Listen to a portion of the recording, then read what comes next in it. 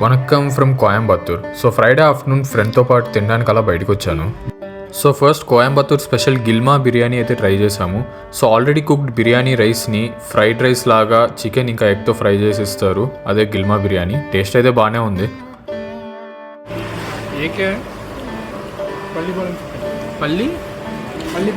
Pallipalem chicken means. So next Tamil Nadu famous Pallipalayam chicken and Kerala parotta.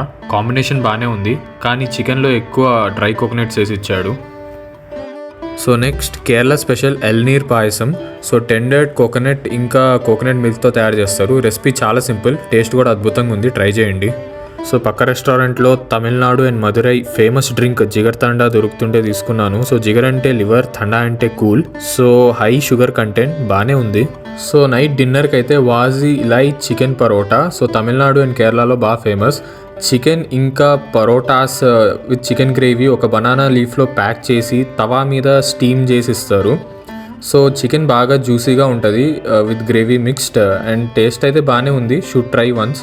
So night రూమ్మేట్స్తో అలా బయటకు వచ్చి Tamil Nadu famous palkova milk try చేశాను. వేడి పాలల్లో పాలకోవా ఇంకా షుగర్ వేసి మిక్స్ చేసి ఇస్తారు. ఇక్కడ వాళ్ళు అయితే చాలా ఇష్టంగా తాగుతారు. టేస్ట్ కూడా బాగానే ఉంది, షుడ్ ట్రై వన్స్. ఎక్కడి నుంచి వచ్చింది మీరు? కోయంబత్తూరే. మరి తెలుగు ఎట్లా వచ్చు మీకు? తెలుగు కమ్మాలని తెలుగులో మాట్లాడాలి. ఆహా, ఇప్పుడు మన డామినేషన్ అంటావా?